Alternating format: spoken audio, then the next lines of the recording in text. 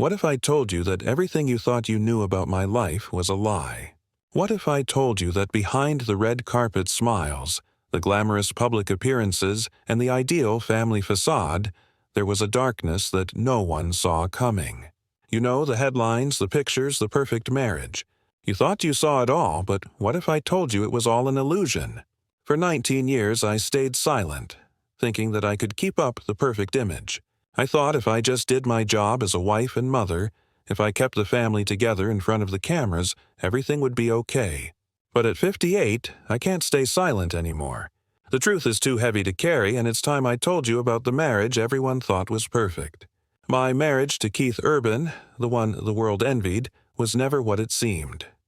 Behind the smiles, the public displays of affection, and the appearances on stage, there was so much more that no one knew. There were nights when Keith would disappear without a word, leaving me to handle everything alone.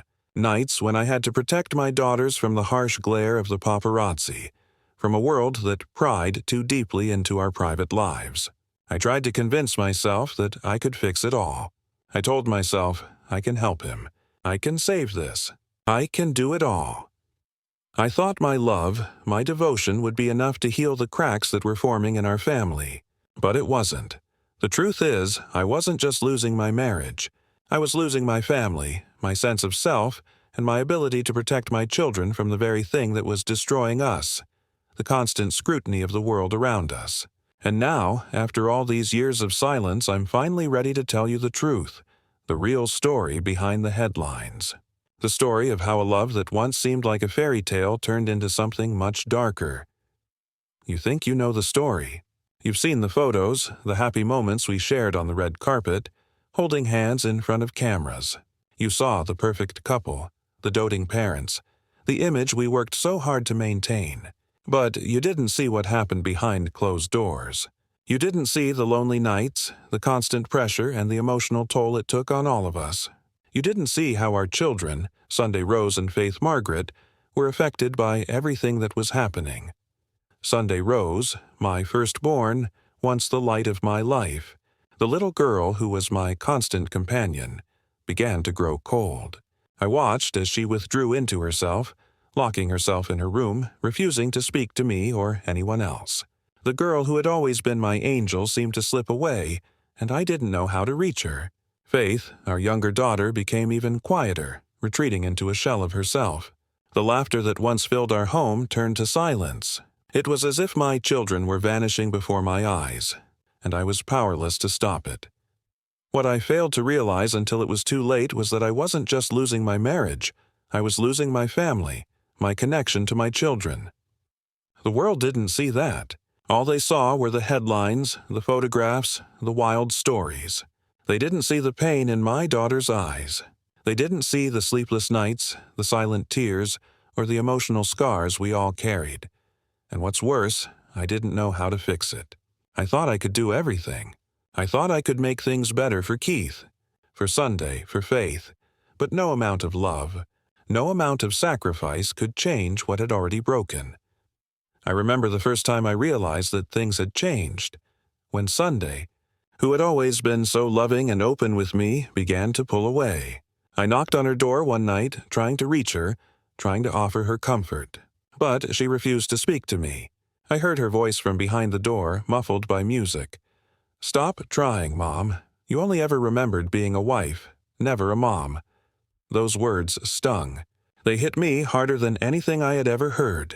I wanted to scream at her, to tell her how much I had sacrificed, how much I had given up for her, for all of us. But I couldn't, because deep down I knew she was right. I had been so focused on trying to save the marriage, trying to keep the family together for the world, that I had lost sight of what mattered most: my children. I had failed them in ways I couldn't take back. I thought I could protect them from the world. I thought I could shield them from the media, from the paparazzi, from the relentless spotlight. But the truth is, I couldn't protect them from the cracks that had formed in our family. I couldn't stop the world from intruding on our lives, and I couldn't stop the damage that had already been done. Keith and I tried to make it work. We tried therapy. We tried talking. We tried everything we could think of. But nothing changed. The cracks only deepened and the silence grew louder. The night the divorce papers were signed, I felt numb. I didn't cry, not because I was strong, but because the tears had long dried up. Keith sat a few rows away in the courtroom, eerily calm. When the judge asked about custody, I simply said, "We have decided." Sunday, now 17, would stay with her father in Nashville, and Faith, 15, would stay with me in Los Angeles. No fighting, no drama, just two people who once loved each other, now splitting their world in half. And all the while, I couldn't help but wonder, did we really have it all? Or had we built our lives on an illusion? In 2025, after nearly 2 decades of marriage, Keith and I divorced. The headlines were immediate, declaring Hollywood's golden couple had split. But what the world didn't see, the part of the story no one talked about, was how it all fell apart behind the scenes. Our daughters, Sunday Rose and Faith Margaret, were at the center of it all. Sunday, the little girl who had been my constant companion, the one who would follow me around the house asking me to read her stories or play with her, chose to stay with Keith in Nashville. She was 17 now, no longer the innocent child I knew, but a young woman who had seen far too much. She had been forced to grow up too fast, and I couldn't help but wonder if I had played a role in that. Faith, on the other hand, stayed with me in Los Angeles. She was 15 and still clinging to the hope that somehow things would get better. She would still curl up beside me, asking for comfort, as if the pieces of her childhood hadn't already been shattered. But I knew deep down that things were far from normal. The cameras, the constant attention, the invasion of our private lives had taken its toll. I had failed to protect them. I tried to convince myself that everything would be okay. I told myself that I had to be strong for them. That, as long as I could keep it together, we would survive this. But the truth was, we were all drowning in the wreckage of a life we once thought we could hold together. And no matter how hard I tried to swim, I couldn't keep from sinking further. Sunday, once shy and gentle, began to close herself off. She would lock herself in her room for days, refusing to talk to anyone. I'd knock on the door, offering her dinner or simply trying to check in on her, but she'd only leave a note. "I'm tired of pretending to be okay." Those words hit me like a punch in the stomach. She wasn't just angry, she was exhausted. Exhausted from the lies, from the constant public scrutiny, from the life we had created for her that was now falling apart at the seams. Faith, the quieter of the two, began to withdraw as well. She would sleep less, waking up with the anxiety that the flashing cameras would catch her in a moment of weakness. She feared the sound of a phone ringing, worried it might be the press calling again. The therapist told me something I will never forget. Children don't recover faster than adults. They just learn to hide the pain longer. I thought I had been shielding them from the chaos. I thought I had been strong enough to protect them. But the truth was, they were carrying their own burdens, ones I had failed to see. And by the time I realized the weight they were bearing, it was too late. The damage had been done. The paparazzi never stopped. They camped outside our gates, snapping every photo of us coming and going. One magazine called Sunday cold as her father, and Faith melancholic as her mother. I didn't even bother to fight it anymore. What could I say? They were right. My daughters had inherited both the light and the shadow of two people who had once loved each other deeply, only to lose each other in the process. There were moments when I saw glimpses of the girls I used to know, the laughter that used to fill our home, the carefree days of their childhoods. But they were fading, slowly slipping away. I began to wonder if I had done enough to protect them, if I had been too busy trying to maintain the illusion of a perfect life, and in doing so, had failed to give them the love and attention they needed the most. One night, after Sunday had locked herself away again, I sat in the living room, thinking about everything that had happened. It was a feeling I couldn't shake, the sense that everything I had worked so hard for was slipping through my fingers. I had given up my career, my privacy, my sense of self, all in the name of family, and now I felt like I had lost it all. I wasn't just losing my marriage to Keith, I was losing my daughters. The phone rang late one night, shattering the silence. It was a call from a therapist who had been working with Faith for a few weeks. The voice on the other end was calm, but it carried a sense of urgency. "Mrs. Kidman, we need to talk about Faith. She's not doing well." I felt my heart drop. I had suspected as much, but hearing it from someone else made it real. My daughter, the one who had once found comfort in my arms, was now spiraling. And I didn't know how to help her. I didn't know how to fix what was broken. I had spent so many years pretending to be strong, to be perfect, that I had failed to see the cracks in my own family. And now, my daughters were paying the price. Sunday was shutting me out, and Faith was retreating into silence. The family I had fought so hard to keep together was now unraveling in front of my eyes, and I didn't know how to stop it. When the divorce was finalized, it felt like a chapter of my life had been closed. But what I didn't expect was the overwhelming sense of emptiness that followed. I didn't cry, not because I was strong, but because the tears had long since dried up. Keith and I sat across from each other in that sterile courtroom only a few rows apart. His face was eerily calm, as though nothing had changed. When the judge asked about custody, I simply replied, "We've decided." It wasn't dramatic. There were no screaming matches, no desperate pleas for the children. Just two people who had once loved each other, now separated by the silence we had created. Sunday, my 17-year-old would stay with Keith in Nashville. Faith, at 15, would stay with me in Los Angeles. There were no fights over the girls, no tug-of-war between us. We had reached a silent agreement, one that was more about survival than resolution. As the papers were signed, and the media buzzed around our divorce, I felt like I was in a fog, watching it all unfold as if it were happening to someone else. The press quickly labeled our split as Hollywood's golden tragedy. Another perfect couple turned to dust. But the tragedy, the real one, wasn't what they saw. It wasn't the divorce itself. It was what happened next. The silent unraveling of two beautiful, innocent girls who had been thrust into a world they didn't ask for, and a family they couldn't hold together. Sunday, once so sweet and innocent, had turned cold. She withdrew into herself, locking her bedroom door, refusing to speak to anyone. I would leave her meals by the door, hoping she would come out, but she never did. Every day I prayed that she would come to me, that she would let me in, but all I got was a note that read, "I'm tired of pretending to be okay." It hit me like a wave, crashing over everything I thought I understood about my own child. She wasn't angry, she was exhausted. Exhausted from trying to hold it all together when everything around her was falling apart. I tried to talk to her. I tried to ask her what was wrong, but every time I knocked on her door, I was met with silence. Her eyes, once so full of warmth and love, now looked past me, through me, as though she couldn't even recognize me anymore. I realized then that I had lost her, and I couldn't help her find her way back. Faith, my quieter daughter, was different.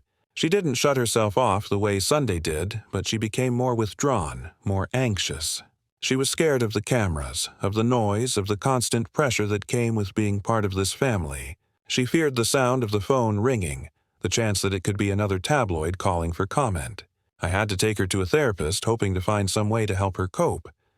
The therapist said something that still haunts me. Children don't recover faster than adults.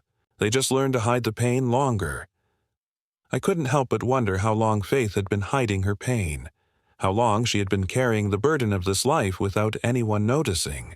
I had been so consumed by my own struggles, so fixated on keeping everything together, that I hadn't seen how much my daughters were hurting.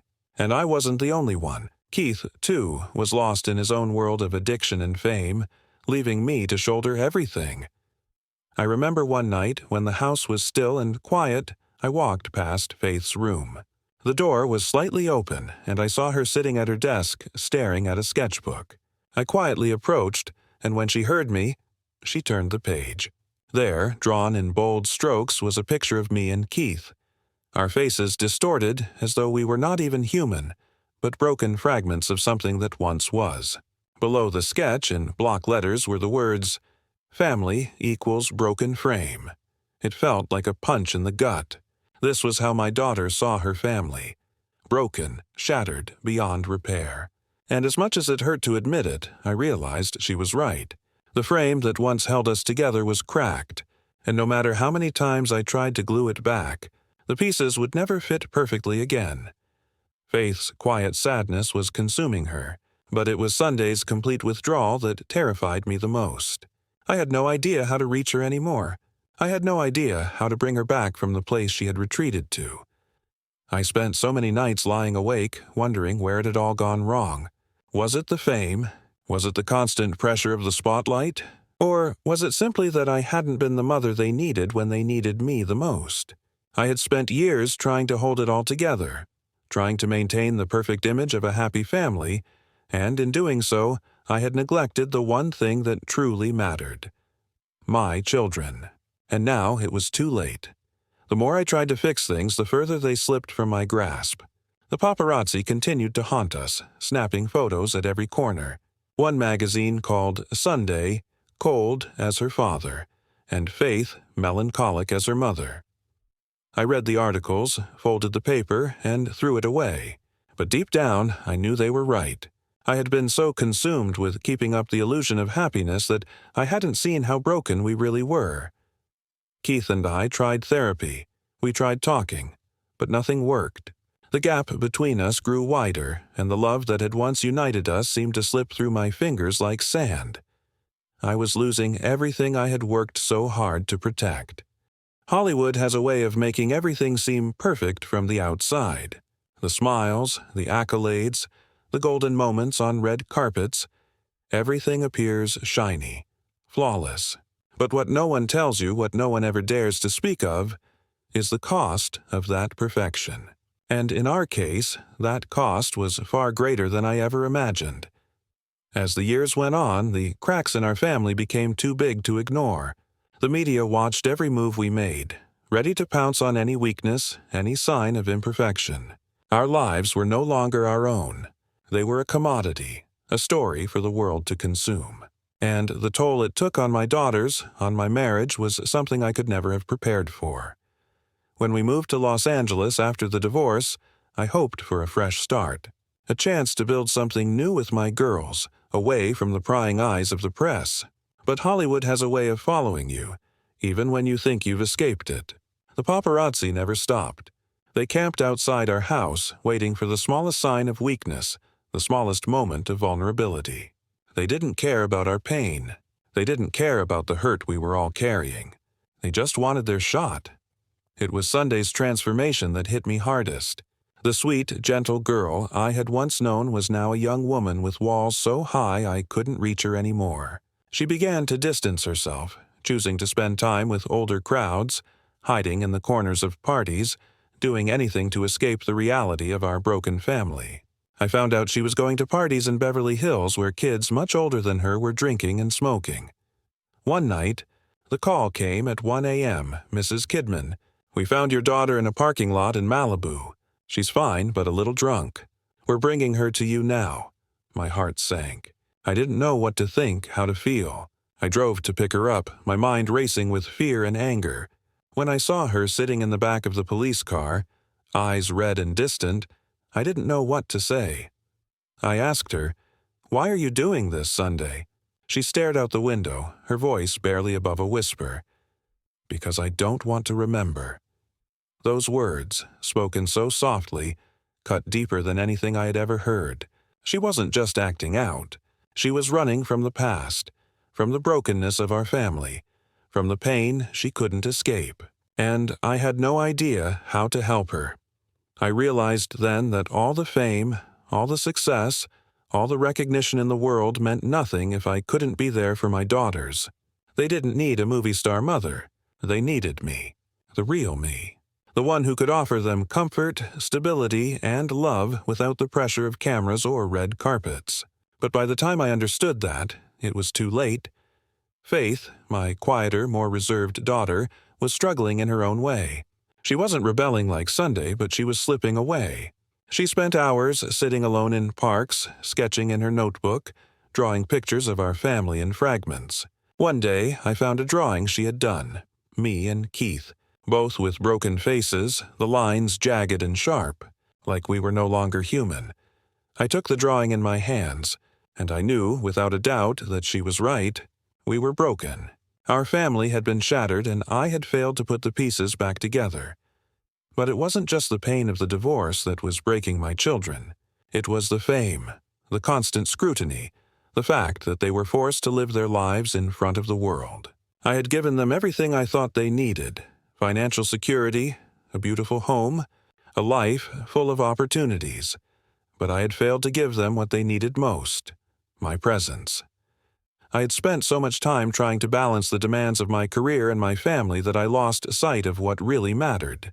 I had been so focused on maintaining the illusion of the perfect family, the Hollywood dream, that I neglected to nurture the real relationships that mattered the most. I remember sitting in the living room one night, long after the girls had gone to bed, staring at a photo album. I saw pictures of us from happier times: our wedding in 2006, Keith holding Sunday in 2008, me standing beside Faith in the hospital after she was born. The smiles were genuine, the moments filled with love. I remember thinking, how did we go from that to this? How did we lose ourselves in the pursuit of a perfect image? I realized then that I had built a house of cards. I had put all my energy into creating a life that looked perfect on the outside, but it was fragile. And the moment one card fell, the divorce, it all came crashing down. But the real devastation wasn't the collapse of my marriage, it was the collapse of my family. I had failed as a mother. I had failed to protect my daughters from the very thing that was destroying us. And, as much as I wanted to believe that everything would be okay, I knew deep down that nothing could be fixed until I finally accepted that I was the one who had to change. The price of fame. The price of living in the spotlight had been too high, and it was my daughters who had to pay the price for it. The harder I tried to fix things, the more I felt like I was losing control. It wasn't just my marriage falling apart. It was everything.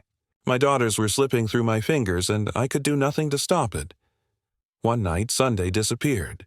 She didn't say a word, didn't leave a note. She just left. I spent hours driving through Los Angeles, desperately searching for her. Every moment felt like an eternity. I called her friends. I called her school. I called anyone who might know where she was. But no one had seen her. The fear was unbearable. I felt it clawing at my chest, a constant gnawing pain that told me something was wrong. I had failed as a mother. I hadn't been there for her when she needed me most, and now she was gone. 3 days later, I received a call from the police. "We found your daughter, Mrs. Kidman. She's safe, but she's shaken up. She's at a cafe in Palm Springs." I rushed to get to her. My heart was pounding, my mind racing with worry. When I found her, she was sitting by herself in a corner booth, staring blankly into the distance. Her hair was disheveled, her clothes wrinkled as if she had been lost for days. I sat down next to her, trying to offer her comfort, but she wouldn't look at me. "Sunday, what's going on?" I asked, my voice trembling. She finally looked up, her eyes cold, distant and empty. "I miss Dad," she whispered, her voice barely audible.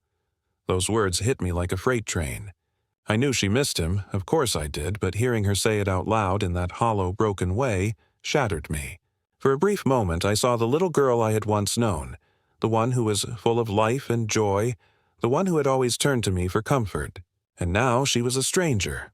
I wanted to comfort her, to tell her everything would be okay, but I knew it wouldn't be. How could it be? Our family was broken. Keith and I were broken. And no matter how hard I tried to hold things together, the cracks only grew wider.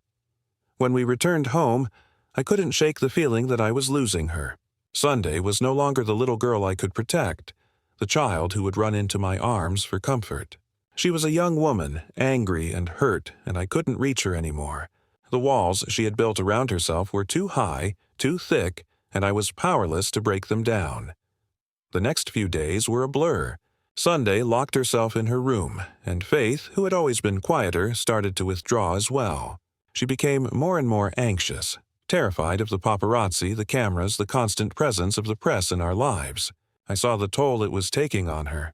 She was starting to lose herself, just as Sunday had. I remember walking past Faith's room one evening, and I saw her sitting on the floor, drawing in her sketchbook. I leaned against the doorframe, watching her for a moment, unsure of what to say. She didn't even notice me standing there. When she finally looked up, she gave me a weak smile, but it didn't reach her eyes. "I'm sorry, Mom," she whispered. I felt my heart break into 1,000 pieces. Sorry? For what? She hadn't done anything wrong. She was just a child, caught in the middle of a storm that was far beyond her control.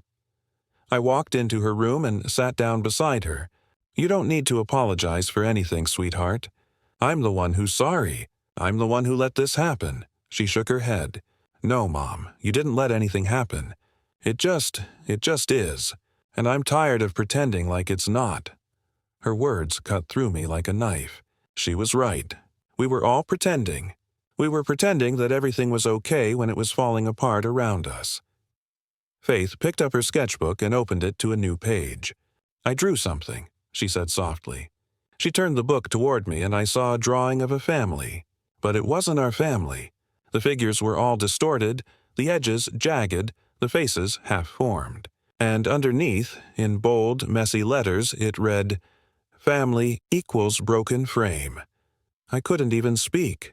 I just stared at the drawing, feeling the weight of her words. The truth that had been staring me in the face for so long, but that I had been too afraid to acknowledge. It was in that moment that I realized I had lost them. Both of them. I had lost Sunday to her anger, to her need to escape, and I had lost Faith to her sadness, to the pressure of trying to make everything okay when nothing was. I had spent so many years trying to hold it all together, trying to be the perfect mother, the perfect wife, the perfect Hollywood family. But in the process, I had failed to see the cracks that were forming inside us. I had failed to see that the most important thing wasn't the image we portrayed to the world. It was the love and trust we had within our family. And now, the damage was done. I had lost the connection I once had with my daughters, and I didn't know if I could ever get it back. It felt as though I had spent years watching my family crumble without ever knowing how to stop it. And no matter how much I tried to fix things to be the mother my daughters needed, I could never seem to get it right. Every attempt to reach them, to be the person they needed me to be, only seemed to push them further away. The more I tried to hold everything together, the more it slipped through my fingers. Sunday was still distant, lost in her own world, locking herself away in her room, refusing to let me in. I felt the gap between us growing wider with each passing day. I thought if I could just give her space, if I could just let her come to me when she was ready, she would eventually find her way back. But I knew deep down that I couldn't wait forever. I had already lost too much time. One night I found myself standing in the doorway of her room, watching her as she stared blankly at the wall, headphones in, disconnected from everything around her. The girl who used to be my light, the girl who ran to me when she needed comfort, had disappeared. I didn't know how to reach her anymore. I took a deep breath and gently knocked on the door. "Sunday," I said softly. "Can we talk?" There was no answer. I tried again, my voice a little firmer this time. "Sunday, I need you to know I'm here for you. Whatever you're going through, we'll get through it together." The door creaked open slightly, and I could just make out the outline of her figure sitting on the bed. "What do you want, Mom?" she asked, her voice flat, devoid of emotion. I stepped inside, sitting next to her on the bed. "I want you to know that I'm here. I've always been here. I know I've made mistakes. I know I've failed you, but please, don't shut me out. I need you to let me in." She turned her face away, her voice barely above a whisper. "You don't get it, Mom. You never did." The words hit me hard, like a slap in the face. "I tried, Sunday. I tried to do what was best for you, for all of us. I thought I could fix it, but I wasn't enough." She finally looked at me, her eyes empty, almost as if she had given up. "It's not about you, Mom. It's about everything else. About Dad. About the way you were never really there when we needed you. You were always so caught up in the image of the perfect family, the perfect life, that you couldn't see what was happening to us. To me." Her words stung, but I knew they were true. I had spent so much time trying to make everything look perfect, trying to maintain the illusion of happiness, that I hadn't seen the cracks in my daughters' hearts. I had neglected them, and now I was paying the price. I didn't know how to fix it. I didn't know how to repair the broken bond between us. But I knew one thing for sure. I wasn't going to give up. Not now. Not when I had already lost so much. The next few weeks were a blur. Sunday still kept her distance, locking herself in her room, isolating herself from everyone. Faith, though quieter than her sister, was not much better. She had become increasingly withdrawn, refusing to talk about her feelings, closing herself off from me. The pain in her eyes, the sadness that I couldn't touch, was breaking my heart. I knew she was struggling, but I didn't know how to help her. One day, I found Faith sitting alone in the park near our house. She was drawing in her sketchbook, as she often did, but this time, she was holding the pencil with such force that I thought it might snap. I sat down beside her, and for a long moment we sat in silence. Finally, I spoke. "Faith, I know you're hurting. I can see it in your eyes. You don't have to keep it all inside." She looked up at me, her eyes filled with pain.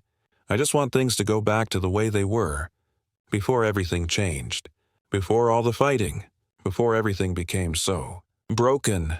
My heart ached for her. I knew exactly how she felt. I wanted to go back, too. I wanted to fix everything, but I couldn't. "Sweetheart, I don't know how to make it go back. I wish I could, but I can't. All I can do is be here for you now. I can't undo the past, but I can be with you in the present. I can love you the best way I know how." Faith nodded, her lips trembling. She didn't say anything, but I saw the smallest glimmer of hope in her eyes, the smallest flicker of trust. And in that moment, I knew that as long as we still had each other, there was a chance, however small, that we could heal.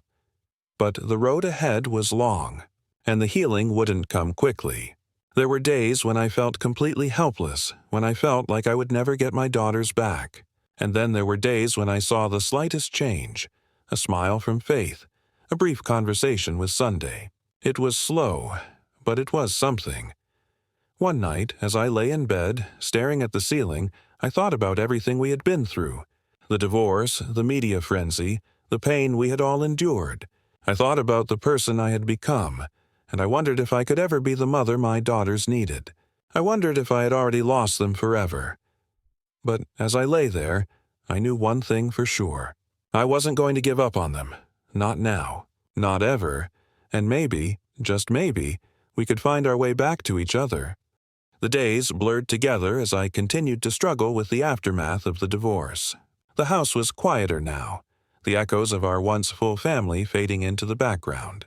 I spent more time at home, trying to be present for Faith and Sunday, but it felt like I was a stranger in my own house. Every time I looked at them, I saw the pain that I had caused, and it broke me a little more each day. Sunday remained distant, still shutting me out. She had built walls around herself so high I couldn't even see a way in anymore. She stopped talking to me. The only times she would speak to me were when she was angry, when I would try to push her into confronting the things we both knew were tearing us apart. But I didn't know how to fix it. I didn't know how to make her trust me again. Faith, on the other hand, was different. She remained quieter, more subdued, but I could feel her hurt just as deeply. I would catch her staring at her sketchbook for hours, her eyes distant, lost in the pages. I would see the sadness in her eyes every time I walked into the room. She would smile, but it wasn't a real smile. It was the kind of smile you give when you're pretending everything is okay, even though you know it's not. One afternoon, after I had finished filming on set, I came home to find Faith sitting in her room with a notebook open in front of her. She was writing something, her pen moving rapidly across the page. I knocked gently on her door and entered slowly. "Hey, sweetie, what are you working on?" I asked, trying to sound casual, though my heart was pounding in my chest. She didn't look up at first, but then she slowly turned her head, her eyes filled with an emotion I couldn't quite place. "I'm writing," she replied softly, her voice trembling slightly. "What about?" I asked, stepping closer. Faith hesitated for a moment before she closed the notebook and shoved it under her pillow. "Just some stuff." I knew she was hiding something from me. I could feel it. There was a heaviness in the air, a silence between us that spoke volumes. I had always prided myself on being there for my daughters, on being the mother who could handle anything, who could fix anything. But now, all I saw was the growing distance between us. "Faith," I said gently, sitting on the edge of her bed, "you don't have to keep it all inside. I'm here for you. I'm not going anywhere." She looked at me for a long moment, her eyes filled with tears she hadn't yet allowed to fall. Finally, she spoke in a whisper. I just want things to be normal again, Mom. I want the way we were before all of this. I want you to be there for me. But I can't help feeling like I've lost you too." The words hit me like a tidal wave. She felt abandoned. She felt as though I hadn't been there for her in the way that she needed. And in that moment, I realized how much I had failed her. How much I had failed both of my daughters. The guilt crushed me. "I'm so sorry, Faith," I whispered, my voice breaking. "I never meant to make you feel that way. I never meant to let you down." For a moment, it felt like we were making progress, like the distance between us was shrinking. But I knew the road to healing wasn't going to be easy. We had so much to work through. I had so much to atone for. The pain I had caused in both of my daughters was immeasurable. And while I couldn't change the past, I could try my hardest to make it right. But I knew deep down that they might never fully forgive me. And that thought haunted me every day. As the weeks passed, the tension in our home didn't ease. Sunday remained closed off, and Faith continued to struggle with the weight of everything we had been through. But something shifted when I finally decided that it was time to stop pretending. It was time to stop being the perfect mother, the perfect wife, and start being real. I had to stop trying to protect my image and focus on protecting my family. It started with the smallest of gestures. I would check in with Faith more often, asking her how she was feeling, asking her what was going on in her mind. I would listen, really listen, instead of offering quick fixes or empty reassurances. With Sunday, I started leaving her notes, short, simple messages, reminding her that I loved her and that I would always be here whenever she was ready to talk. I knew it wasn't much, but it was all I could do. But one night, something changed. Sunday finally came to me. It was late, and I had just finished reading a book in the living room when I heard the sound of footsteps. I turned, and there she was, standing in the doorway, her eyes filled with exhaustion and a pain I could see all too clearly. "Mom," she whispered, her voice thick with emotion. "Can we talk?" My heart skipped a beat. After months of silence, of pushing me away, she was finally reaching out. I nodded quickly, my voice trembling. "Of course, sweetheart. Come here." We sat together on the couch, and for the first time in a long time, Sunday let down her walls. She opened up about everything. The anger she felt toward Keith, the way she blamed me for not being able to protect her from the chaos, and the deep hurt that had been festering inside her for so long. I listened. I didn't try to fix anything or offer advice. I just listened. When she finished, she finally looked at me, her eyes softening. "I don't know how to move on from this, Mom. I don't know if I can forgive you for everything. But I'm trying. I'm trying to understand." Those words were enough. They were a glimmer of hope, a small crack in the wall she had built around herself. It was a start. And that night, for the first time in months, I felt like I might be able to find my way back to her. It wasn't going to be easy, and it wasn't going to happen overnight, but I had hope again. And sometimes, hope is all you need to start healing. The silence between us never truly left, but something changed after that night. Sunday, for the first time in what felt like forever, began to open up. It wasn't easy, and it didn't come without resistance, but little by little I could see the walls around her heart start to crack. It was like watching a delicate flower slowly bloom again, despite the harshness of everything it had been through. Faith, on the other hand, seemed to hide her pain even more. I could tell she wasn't speaking to me as much because she was scared. Scared to confront her emotions. Scared to deal with the mess we had all created. I noticed the small things. She started staying in her room more, isolating herself even when I'd try to sit with her. Her sketches became darker, and I saw that she was processing the same sadness Sunday had been holding on to for so long. I tried to talk to her, to offer her the same gentle presence I was starting to offer Sunday. But Faith, like her sister, was distant in her own way. Still, I never gave up. I left her notes. I made her favorite meals.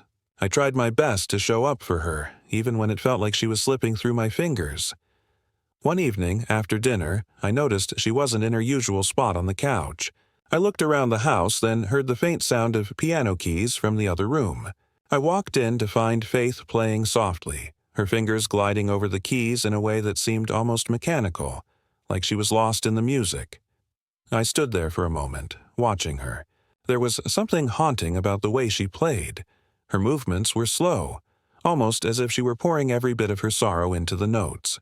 I hadn't heard her play in so long, and it hurt to see her using music as a way to communicate everything she hadn't said out loud. I hesitated before walking over to her. "Faith," I said gently, sitting beside her on the piano bench, "you don't have to hide from me." She didn't stop playing, but I could tell the tension in her body had loosened a little. "I'm not hiding, Mom," she whispered, her voice barely audible. "I'm just trying to figure it all out. I don't know what to do anymore." I reached over, placing my hand on hers, feeling the coolness of her fingers as she continued to play. "It's okay not to know, sweetheart. We're all still figuring it out." Faith stopped playing, her fingers resting on the keys. She looked up at me, her eyes filled with that sadness that she had carried for so long. "Do you think I'll ever be okay again?" she asked, her voice cracking. I didn't have an answer. I didn't know if everything would ever be okay. But what I did know was that we were finally talking, finally allowing ourselves to feel. And sometimes that was the first step toward healing. "I don't know, Faith," I replied softly, "but we're here. I'm here, and we'll figure it out together." For the first time in what felt like years, I saw a small flicker of hope in her eyes. It wasn't much, but it was a start. As the weeks went by, I noticed small changes in both of my daughters. Sunday, though still distant, had started leaving me notes back. Small messages of love or questions about things she wanted to talk about. It wasn't a grand shift, but it was progress. I realized that her anger wasn't about me. It was about everything we had lost, everything she had been forced to carry alone. And I couldn't change the past, but I could be here now. And that was enough for her, I hoped. Faith, too, began to open up more, though it wasn't always in words. She would talk about how she was feeling, sometimes in fragments and sometimes through music. Her piano playing became a channel for her emotions, and as hard as it was to watch, it was also beautiful to witness her begin to express herself again. It was as though the music was the bridge she needed to cross back to me. The healing wasn't fast, and it wasn't easy. There were days when the pain would resurface, when the anger would return, and the quiet would settle in again. But there were also moments of connection, small moments, like when Sunday would sit beside me on the couch and we would watch an old movie together, or when Faith would show me a new piece she had written on the piano, asking me what I thought. One day, as I walked past Sunday's room, I saw her sitting by the window staring out at the sunset. She didn't hear me approach, so I gently knocked on the door. She looked up, and for the first time in months, she smiled. It wasn't a forced smile. It was real. "Mom," she said, her voice soft, but with an edge of something I hadn't heard in a long time. "Hope. I'm sorry I shut you out. I didn't know how to deal with everything. I thought if I pushed you away, I wouldn't hurt so much." I walked over and sat beside her, my heart heavy but full. "I understand, Sunday. I've made so many mistakes, but I'm here now, and I'm not going anywhere. We'll figure this out together." Her head rested on my shoulder, and for the first time in what felt like forever, it didn't feel like a struggle. It felt like we were finally beginning to heal, like we were finally together again. As I sat there with my daughters, I knew we still had a long way to go. We still had to face the truth of what had happened to us, to the family we once were, but the silence between us had finally broken, and that was all that mattered. The real work, the real healing, could finally begin. After everything that had happened, after the divorce, the pain, the years of pretending, I finally started to feel like I was seeing my daughters again. It wasn't fast, and it wasn't easy, but with every conversation, every moment of connection, I saw the walls between us slowly start to crumble. It was like putting together a shattered mirror, piece by piece, not knowing if the image would ever be the same again, but realizing that the pieces were worth putting back together. Sunday still had her moments of anger. There were days when she would lash out or retreat into herself, but we both knew that the anger wasn't really about me. It was about the years we had lost, the betrayal of the life we had dreamed of. She wanted so desperately to be free of that pain, but I knew we couldn't heal if we didn't face it. And so we did, one small conversation at a time. Slowly, she started to let me in again, sharing little things about her life, her fears, and her hopes. It wasn't everything, but it was something. With Faith, things were a little different. I watched her closely, noticing that her anger was quieter, more internal. She had retreated further than I'd realized. She wouldn't yell. She wouldn't argue. She would simply withdraw, withdrawing into her art, into the music she had once loved so much but now used as a shield. Yet, despite her silence, I knew that she was hurting just as deeply as Sunday, if not more. I watched her pick up her piano again, her fingers slowly finding their way across the keys like she was learning how to breathe again through the music. One evening, after a particularly tough day where I saw Faith's usual quietness turn into something darker, I sat beside her at the piano as she played a soft, melancholic tune. I waited for her to finish before I spoke. "You've been holding a lot inside, haven't you?" I asked softly. She didn't answer right away, but the weight of her silence was all I needed to understand. The pain had been so deeply buried, too far inside her for me to see. I had failed to recognize it, but now I could feel it. An ocean of emotion that she didn't know how to express. "I'm scared, Mom," she whispered after a long pause, her voice barely audible. "Scared that nothing will ever be the same again. Scared that I'm too broken to be fixed." My heart broke hearing those words. I didn't have the answers she wanted. I didn't have a quick fix, and I couldn't promise that everything would be okay in a way that would instantly heal her wounds. But I knew one thing. I wasn't going anywhere. And that, at the very least, was something I could give her. "You're not broken, Faith," I whispered, brushing a strand of hair from her face. "You're just hurting, and it's okay to hurt. We're all still figuring it out, but we're in this together. You don't have to carry this alone." She looked at me, tears welling up in her eyes, and for the first time in so long, she allowed herself to lean into me. She rested her head on my shoulder, her sobs quiet but real. And I held her.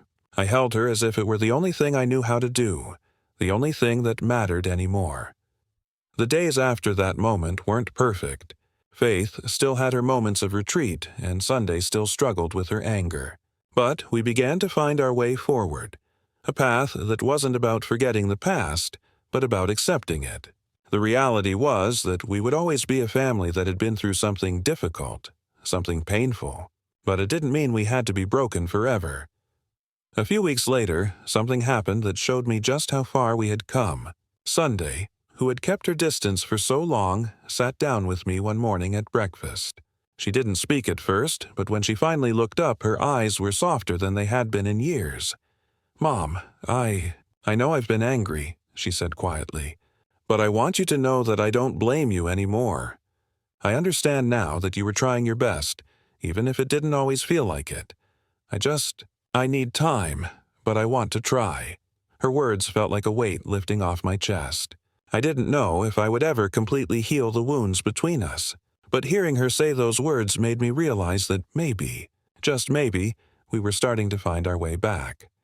Later that afternoon, I sat with both Sunday and Faith. We had a quiet conversation about what had happened, about the divorce, about the way we had all been affected, and most importantly, about how we could move forward. It wasn't a perfect conversation, and we didn't have all the answers, but we were together. We were finally talking, and for the first time in so long, it felt like there was hope for the future. And then there were the small moments, the moments that told me everything was going to be okay. Faith played her music for me, not in the same way as before, but with a new vulnerability in her voice. Sunday would sit beside me at night and ask me about my day, about the movies I was making, about everything and nothing all at once. It was like we were rebuilding something that had been lost for so long. A bond, a connection. I wasn't the perfect mother. I wasn't the perfect wife. But for the first time in years, I felt like I was enough. And for the first time in years, I saw my daughters coming back to me. Not perfectly healed, but better. Real. Whole, in their own way. Our family, like everything else in Hollywood, would never be perfect. But in the quiet moments we shared, the moments of real connection, I realized that maybe perfection isn't what we need. Maybe what we need is just each other. It's strange how life can come full circle when you least expect it. For so long, I believed that love, family, and happiness could be something I could control. I thought that if I just kept trying, if I just kept fighting, everything would fall into place. But what I've learned, what I've come to accept, is that sometimes the best way to move forward is to stop fighting and just let things unfold, however painful and difficult they may be. The healing process, for me and my daughters, was not immediate. It was never going to be. We all had to live with the consequences of our choices, the damage caused by years of pretending, and the painful realities we had avoided for so long. But after everything, I began to realize that it was through the brokenness that we had found our way back to each other. I'll never forget the day when Sunday came to me with a question that hit me harder than anything else in recent years. We were sitting on the porch together, the afternoon sun casting a golden glow over everything, and for a moment, it felt like time had slowed down. "Mom," she said, her voice calm, but with an edge of something I hadn't heard before. "Do you think things would have been different if you hadn't let fame take over so much? If you had been more present for us? For me?" The question took my breath away. I had spent so many years trying to balance my career and my family, trying to make it all work, that I hadn't realized how much I had been neglecting the most important part of my life, them. But hearing her say those words made me understand the gravity of what I had done. "I don't know, sweetheart," I said softly, feeling the weight of her words. "I can't change what happened, but I wish I could have been more present for you. I wish I had been more aware of how much I was losing. I'll always regret that." Sunday sat there quietly for a long time, her face softening as she considered my words. Finally, she turned to me, her eyes filled with a mix of sadness and understanding. "I know you tried, Mom," she said quietly. "I know you did your best, but it hurt. It hurt so much." I reached out and gently took her hand in mine. "I'm sorry, sweetheart, for all the ways I failed you, but I need you to know that I will always be here, no matter what." We sat in silence for a while, letting the weight of that moment settle between us. And for the first time in years, I felt like we were finally beginning to understand each other. There was no fixing the past, no erasing the pain, but there was a chance to rebuild, slowly but surely. Faith, too, had her moments of questioning, of searching for answers. One afternoon, as we sat together in the living room, she spoke up, her voice hesitant, but filled with an emotion I hadn't heard in a long time. "Mom," she began, "do you think I'll ever be enough?" The question took me off guard. Faith had always been the quiet one, the one who never really vocalized her pain as openly as Sunday had. But her words hit me in the gut, and I realized just how much she had been carrying silently for all these years. "You are more than enough, Faith," I replied, my voice thick with emotion. "You have always been enough. You never had to prove anything to me. You just had to be you." She looked up at me, her eyes still filled with uncertainty, but there was something else there now. Something more hopeful. She smiled softly, the first real smile I'd seen in a while, and for the first time in months, I felt like we were both moving forward. Together. The hardest part of this journey was realizing that healing takes time, and sometimes it takes more time than you want. It's not a straight path. There are days when it feels like we've made progress, and then there are days when we fall back into old patterns. But those are the moments that show me how far we've come, and how far we still have to go. As I sat with my daughters, watching them begin to rebuild their own lives, Sunday with her newfound passion for filmmaking, and Faith starting to perform her own music on small stages, I couldn't help but feel a deep sense of pride. They were finding their way just as I was. And while we may never be the perfect family the world imagined, I realized we were exactly what we needed to be. I don't know if I'll ever completely forgive myself for the mistakes I made, for the times I wasn't there when they needed me most. But I'm learning to let go of that guilt, to embrace the present instead of holding on to the past. And maybe that's the real lesson, that love isn't about being perfect. It's about being real, and being there when it matters most.